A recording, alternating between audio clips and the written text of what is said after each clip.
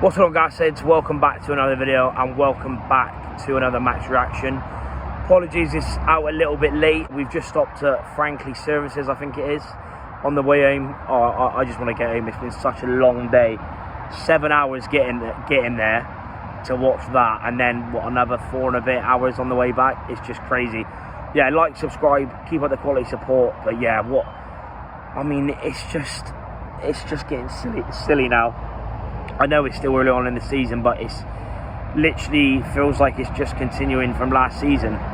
12 games without a win. Haven't won in, I think, 151 days.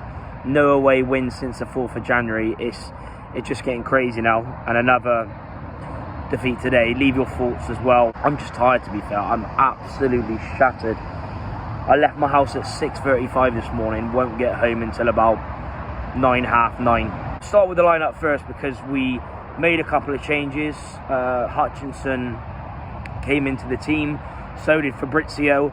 But again, I'm not sure why we've spent good money on a striker and we've played him like left attacking midfielder.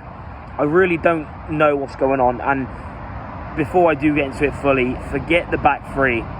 Forget the back. I said it in our season preview of the pod, and I said it during pre-season. When we played 4 at the back, we've looked a lot more fluid, a lot more better. With this 3 at the back, to be fair, we actually started quite well.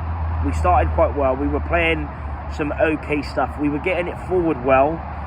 We were getting to some good areas, but again, the lack of quality when it comes to the final shot or the final attacking third was poor again today. We had double the shots. We played a lot better in the second half, but again, we're still not creating good chances. And even after all that, we weren't obviously amazing to start off with, but we played okay. We were getting to good areas, good crossing positions. Fabrizio was playing some good balls, but again, he needs to be up front. I really don't know why. First of all, shout out to Promise, because although he was disappointing last week, I thought he was up there with one of our best players, if not the best player, holding it up a lot more, winning a lot more in the air. But again, when he got the ball, he hardly had any options because we're playing him up front on his own, which I don't get at all.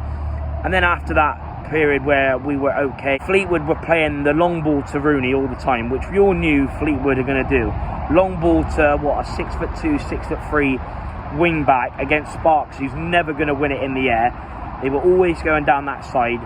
3 or 4 players were out of position. The defence were all over the place, and it was just so easy. A ball across, Taylor Moore just put a leg out it, didn't even defend it properly, and it was such an easy finish for Will Davis to get his second goal of the campaign. And then not long after, it was 2-0. It was, I'm not sure what we were doing. McEachran seemed to be the only player, him and Fabrizio seemed to be the only 2 players that wanted to get the ball down on the pitch and play actual football.